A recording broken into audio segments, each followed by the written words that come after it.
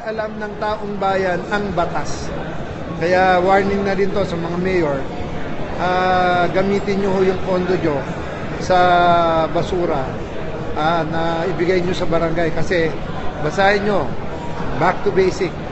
Dapat lahat ng barangay sa buong Pilipinas meron tinatawag na material recovery facilities. Yan ang tinatawag na waste reduction program. Kaso, lahat ng wala, umanda.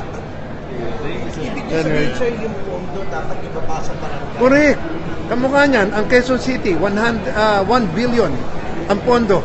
Ang tanong, anong suporta ng siyudad para sa waste reduction program? Meron tayong sinasawag na material recovery facilities. Kung yung pera na yan bumaba sa barangay, lahat ng 142 barangay sa Quezon City may sarili ng dump truck. Sa totoo lang, kung nakababayan, nakalagay sa batas, 60% ng basura ihahandle ng barangay, 40% ihahandle ng cities, municipalities. Ang problema, ang gusto ng mga mayor sa Metro Manila, ayaw nga nila ng Republic Act 9003, yung Waste Reduction Program. Mas gusto nila na mas madaming basura kasi mas madaming truck na arkilain. Di ba? Oh, tama hindi?